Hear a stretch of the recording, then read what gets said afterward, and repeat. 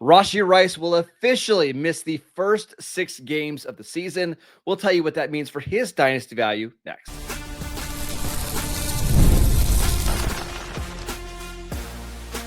You are Locked On Dynasty Football, part of the Locked On Podcast Network. Your team every day.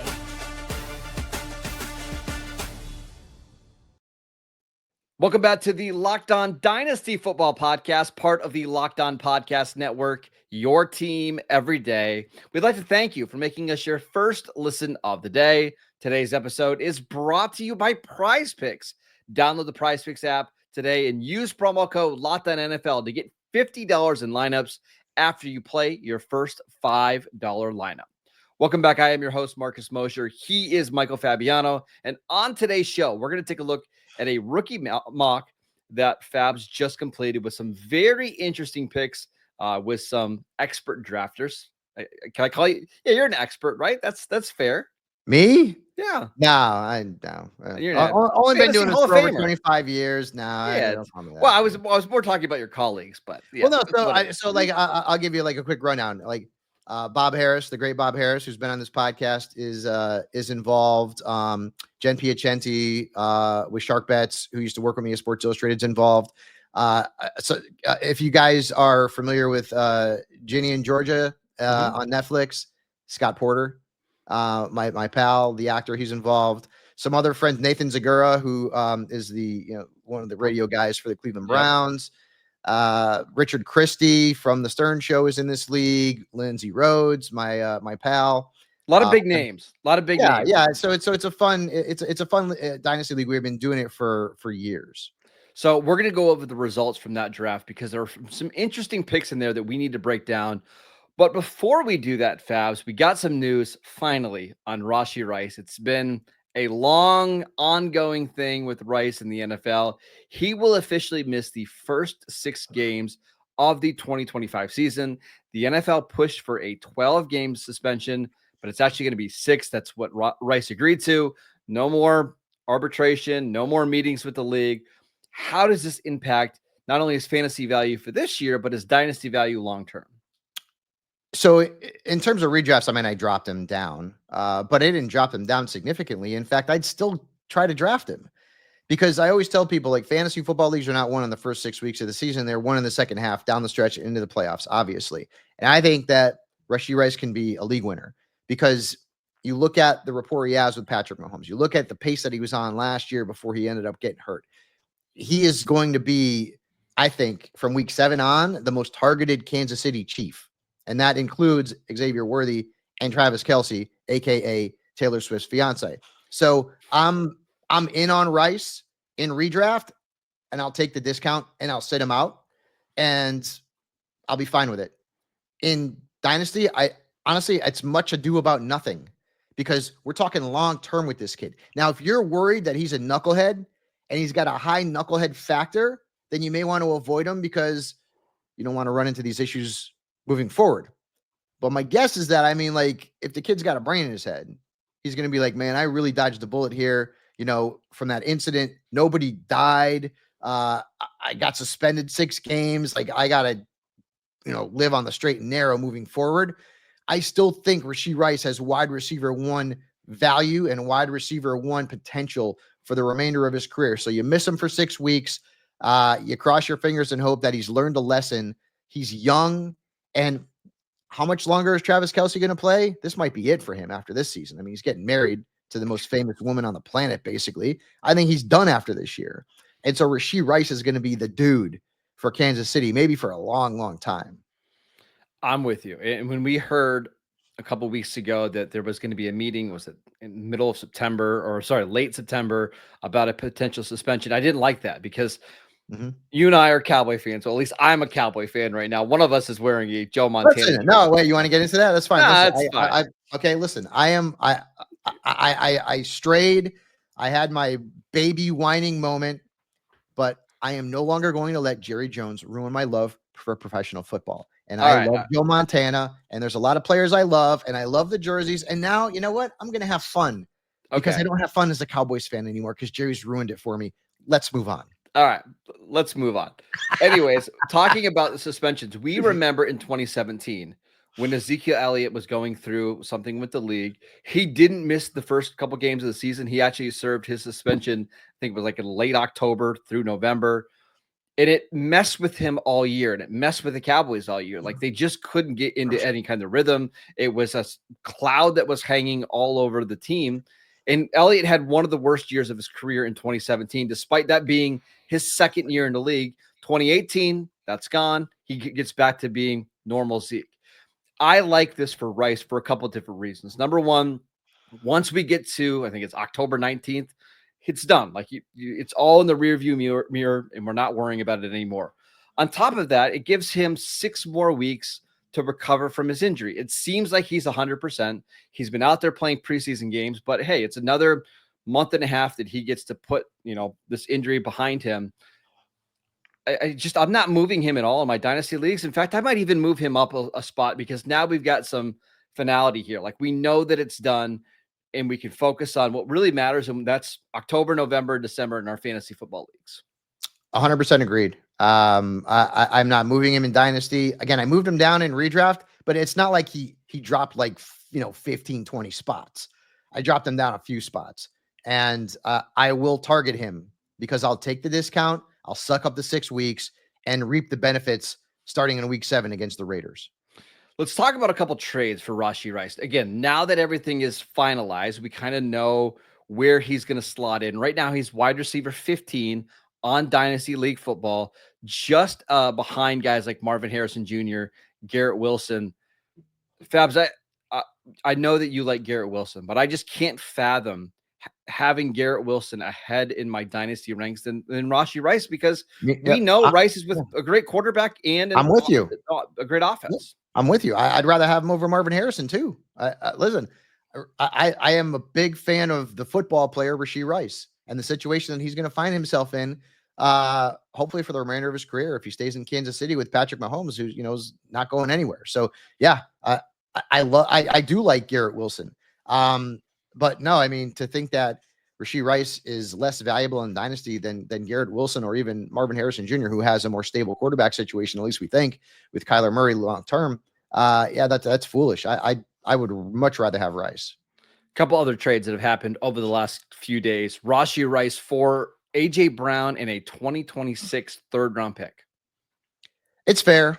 It's fair. It's a lot to give up.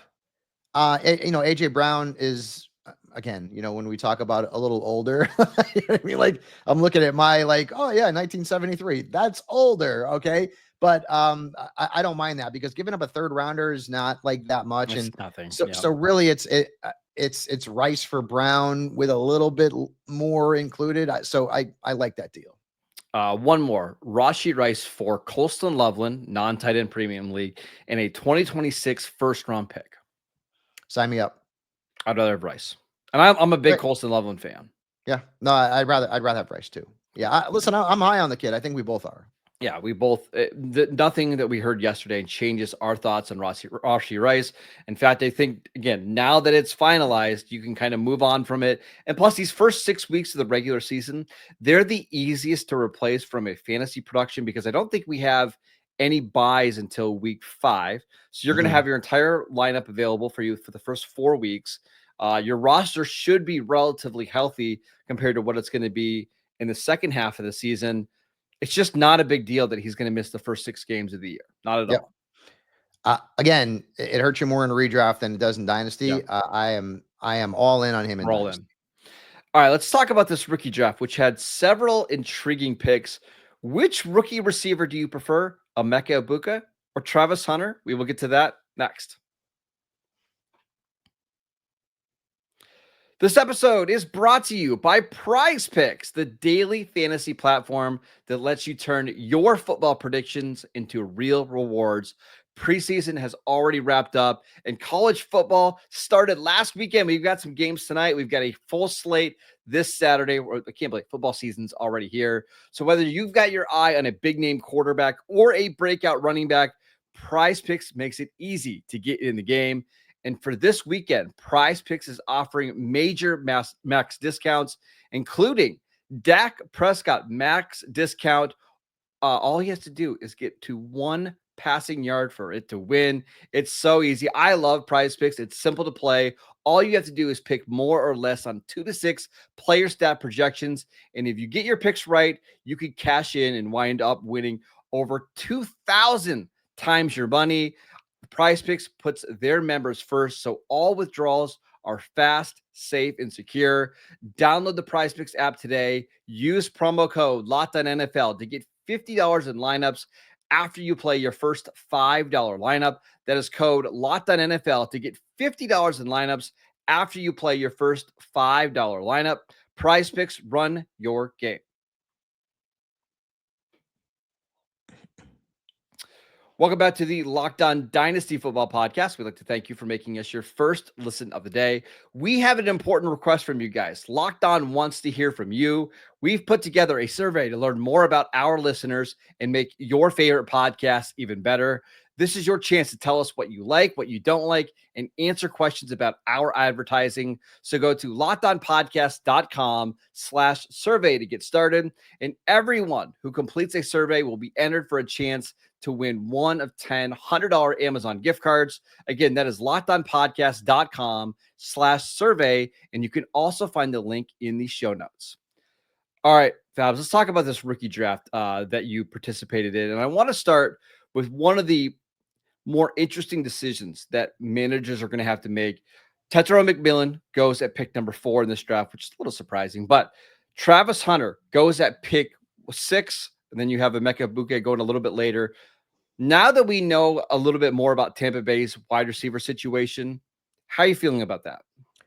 I got to be honest with you. I battle with this decision like daily because I think they're both so talented. But I wonder, is Egbuka in a better situation long term? Maybe that's going to be the case. Like, is he the next Jackson Smith and Jigba? I mean, that's certainly a possibility. But I do struggle with this one. I still have Hunter ranked ahead of Egbuka right now. But it is one of those decisions that like literally like I could flip a coin. Lindsey Rhodes actually drafted Egbuka right before me. So I was kind of hoping that I would get him. Like he was the guy that I was targeting. And unfortunately, well, good for Lindsey, but she drafted him. And then I ended up getting Tyler Warren. We can talk about that. But I go back and forth on this one, Marcus. It is such a tough call because you've got Mike Evans at 32 years old. You've got Jayden McMillan, who's now going to miss half of this upcoming season. Chris Godwin, who we're not sure when he's going to be back. He's on a 3-year deal after the extension was signed, but he's also getting up there for a wide receiver. So for me, I struggle with this one. I think Hunter's probably the more talented player, but in terms of targets, I can 100% see Egbuka being more targeted in his career because Hunter's got BJT ahead of him on the depth chart. So it's a struggle for me. I'm going to guess you like Egbuka more, but it's so close for me. It's close for me because for a couple different reasons. I like Travis Hunter more. He was the best receiver in college football last year. He was absolutely phenomenal. He's going to a situation where he's the clear number 2 at worst. I mean, at worst. Is there a chance, Fabs, that this year we see Travis Hunter become the number 1? I know everybody loves Brian Thomas, but Travis Hunter was just a better prospect coming out. And I know that doesn't matter so much once you get to the league, but it just won't shock me if Travis Hunter's the guy that's getting consistently more targets in this offense. I mean, it'd be hard for me to see it because, Thomas was just so good last season. I know. But anything is possible, as you said. New offense.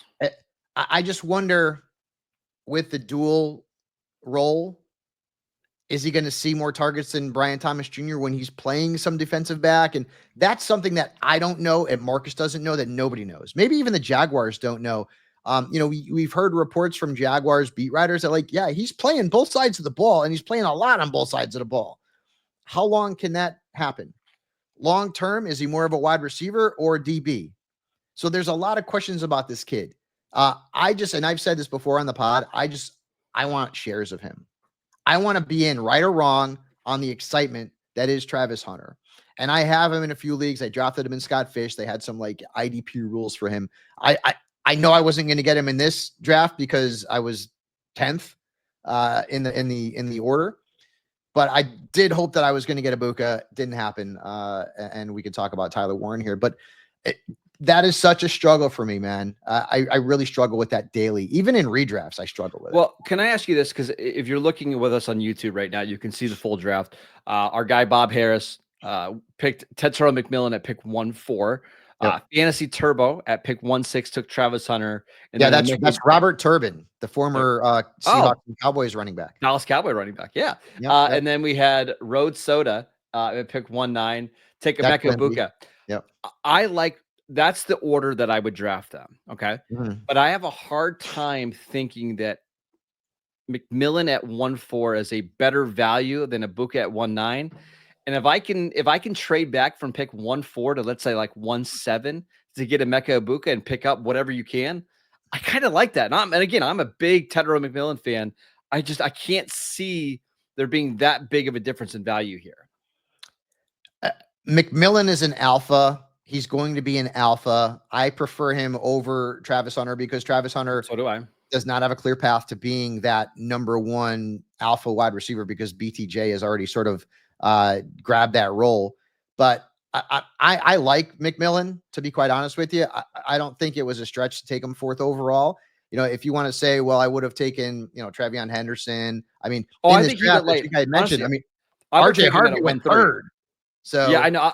I would have taken McMillan at 1-3. I guess my point is that Egbuka at 1-9 is just such a strong value, and if you can trade back from 1-3 or 1-4 and still pick up Egbuka or Travis Hunter, I think that's the play here. I also think too, and this is what makes Dynasty unique, is that it's so much different than redraft in that. So Richard Christie is the team that took Quinshon Judkins, and Richard may just need a running back. Maybe he's loaded at wide receiver. I don't have his roster right in front of him, but in that case, he thought that Judkins was the best running back available. And if you need a running back, you take him. Some people are going to take best available player.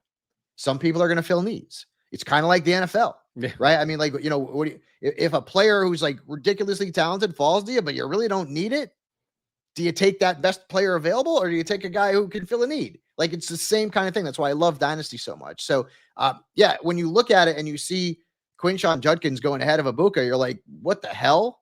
Right? Because, that's just, I wouldn't do that. Most people wouldn't who are in the know. But if Richard needed that running back, then to him, that's a good move because he's filling a need. I like all those guys. I honestly, that's my kind of takeaway coming out of the first round is I want one of those top three receivers. And actually, I don't even mind Matthew Golden anymore with the recent news that Jaydon Reed is dealing with a Jones fracture in his foot. Like, there's just a chance that Golden is the number one receiver right away. I think the value in these drafts, Fabs, and we're going to get to it in a second, is there's a lot of good running back talent that can be had in the second round of your drafts. So if you can structure it where it's wide receiver round 1, running back round 2, I think that's where you're going to maximize your value here. Yeah, 100% agreed. And, when you're in a rookie only draft, obviously, those positions are going to fill up quickly and then it's going to get very thin. Yep. As you can see, into like, the fourth round with some of these players, they're getting picked those positions. All right, let's get to those running backs because there was 3 very, very interesting running back picks. Not saying that they shouldn't have been drafted, but where they got drafted was fascinating. Let's get to some of the day 3 running backs from the NFL draft next. This episode is brought to you by Rougiet.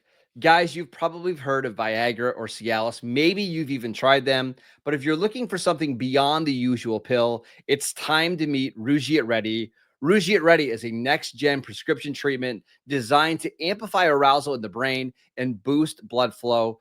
Unlike the usual pills that can take hours, Rougiet's 3-in-1 formula dissolves under your tongue and kicks in fast on average in 15 minutes, and effects can last up to 36 hours, so you can stay confident and in control when the moment is right. If traditional options haven't worked, Rougiet might be the answer. Over 150,000 men have already made the switch. So head over to rugiet.com/LockedOnNFL and use promo code LockedOnNFL to get 15% off today. That is RUGIET.com/LockedOnNFL and use promo code LockedOnNFL to get 15% off. Individual results may vary with prescription treatments. Compounded drugs are permitted to be prescribed under federal law, but are not FDA approved and do not undergo FDA safety, effectiveness, or manufacturing review. Please visit the Rugiet website for full safety information. This episode is brought to you by FanDuel. The NFL season is almost here, and FanDuel is making sure that you're ready for kickoff with a can't-miss offer. Right now, new customers can bet just $5, and if your bet wins, you'll get $300 in bonus bets to use across the app.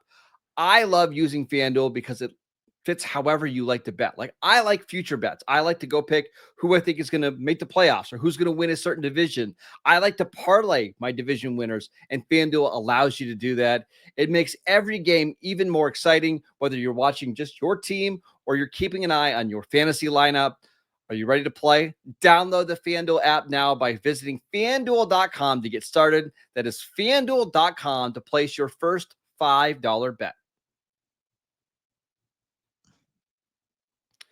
Welcome back to the Locked On Dynasty Football Podcast. We'd like to thank you for making us your first listen of the day. It's another big moment for Locked On college football fans. Locked On and Fire TV present College Football Kickoff, your ultimate college football weekly preview. Drake Toll of Locked On Big 12 leads the conversation along two-time AP Coach of the Year, Gary Patterson, former college star Jesse Holley, Cowboys legend, and local Locked On experts. A college football preview only that Locked On can do. Catch College Football Kickoff every Thursday throughout the season, only on Fire TV. Hey, Fabs, noted 49er fan. You remember when Jesse Holley played in overtime where he almost scored the game-winning touchdown? Wait, say that again. I was laughing at you calling me a 49ers fan. What was that? Never mind. All right.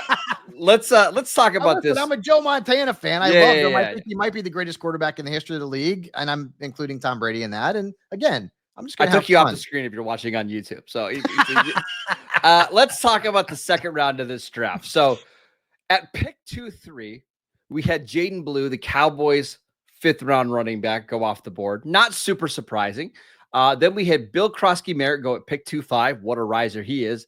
And then a couple picks later, Bashal Tutin for the Jacksonville Jaguars at pick 2-7. That is 3 day 3 running backs that go inside of the top. What is that? 20 picks? Yeah. How would you stack these running backs with just a week left to the NFL season? So obviously, Croskey-Merritt would go ahead of Jaydon Blue and Tutin and Scottaboo for me. That's just because I don't think Jaydon Blue is going to be a featured back in the NFL. And we've talked about it before. The Cowboys' number 1 running back in 2026 is not on the roster. Unless Jerry Jones continues to do the stupid stuff that he's done the last couple of years, but I don't think Jaydon Blue, and I think you agree, he's more of a Darren Sproles is the pie in the sky. Okay. I know you've compared him to Lance Dunbar. Croskey-Merritt, is he going to be in a committee? Very likely. Could he lead that committee? Yeah. Okay. And that's moving forward. The Commanders traded away their number 1 because they felt so good with the group of running backs they have. Chris Rodriguez is also in the mix as well. We don't want to take him out of the mix, but Croskey-Merritt's the hot name. And Tutin, what did the Jaguars do with Travis Etienne? This is his last year. You might think that he could be on the trade block later on in the season because they have Tank Bigsby. Etienne's 2023 season feels like 100 years ago because it's not going to happen again because of what they have. But even if the Jaguars get rid of Etienne, I think Bigsby's the guy and then Tutin's the 2. Try to say that 5 times fast. And then when you talk about, Scatabo, we love him. He's a big bruiser, and I wouldn't be surprised at some point if he overtook Tyrone Tracy as the lead back for the Giants, but will he ever be truly a lead back? No. I have questions about that because Tyrone Tracy is a good player, and the Giants lack for playmakers. Outside of Malik Neighbors, who do you have? Right? So I feel like that Croskey-Merritt has the best chance to start immediately. And again, be in a committee, but lead the committee, with Austin Eckler. And also too, let's not, Austin's not going to be playing in the NFL that much longer, right? This potentially could be his last season. I don't have any inside info on that, but he's getting to the age where might start thinking about retirement. So that's why I like him more. And I was surprised that Blue went ahead of Bill, as we like to call him, and Scatterbo. I could see him going ahead of Tootin, but I was surprised that with Croskey-Merritt on the board, he wasn't the pick there, and it was Jaydon Blue. I think Jaydon Blue has more upside than Croskey-Merritt does. I think he was a better prospect coming out. I think Croskey-Merritt is more likely to produce this year, but I don't necessarily feel great about that because it does feel like the Cowboys have big plans for Jaydon Blue. The only running backs on the roster right now are Javonte Williams and Miles Sanders, and then Jaydon Blue. And he's the only one that has any kind of juice, Fabs. And there might be a point into the season, especially if the Cowboys are especially bad on defense or they're falling out of contention, that they turn into like evaluation mode. And there's just not a lot to evaluate when it comes to Miles Sanders and Javonte Williams. And I do think this is going to be a high-powered offense with two really good receivers, a young offensive line, the youngest offensive line in the league. I'm not some big Jaydon Blue honk or anything like that. But we saw Rico Dowdle, who was a relative nobody last year, go for 1,000 yards, and he didn't even start his first game until like week 7. So I think this situation is actually much better than Washington's. I think I would prefer Blue here. Listen, I'm not saying that there's a discussion that can be had. I want a dude who is got a shot to be a featured back, and there's no way that Jaydon Blue's ever going to be a 3-down back. And like, honestly, like how many guys in the history of the National Football League have been like as good as Darren Sproles when he's not a starter? But you could go back to like, Danny Woodhead, or you could go to, James White, in New England. So there have been a few, but he's not that small though. Like he's like the same exact size as James Cook. Like that's actually the kind of the comp. Like if you want a high end comp, that's where I think he could be as James Cook. He's over 190 pounds. So it's not like he's Deuce Vaughn size. Right. It still makes me laugh that I'm like taller than Deuce Vaughn, which is crazy. But if I took it in the NFL, I would explode. So I guess my thing is, I think you're right in the sense of like that's probably how he's going to be used as a passing down back and get some occasional carries early on. But I just won't be surprised if this ends up turning into a James Cook situation where it's, hey, this guy's really explosive, and maybe we don't give him 20 carries a game, but it's 14 carries and 4 receptions, and that's how you become the Cowboys' lead back. He's just not that. Again, this is me looking at the historical side of things. He's just not the typical Cowboys featured stud type of running back like Javonte Williams is, like an Emmitt Smith. No, he's not. Javonte Williams stinks, and I don't want him on the Cowboys. And Miles Sanders is worse, but that's because your owner is a dummy. But I'm not going to get it mine.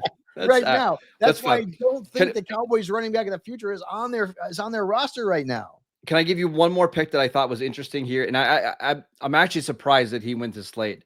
Ollie Gordon went at pick 3-7 in this draft to our guy. That's Bob Harris. Bob Harris. Yep. Yeah.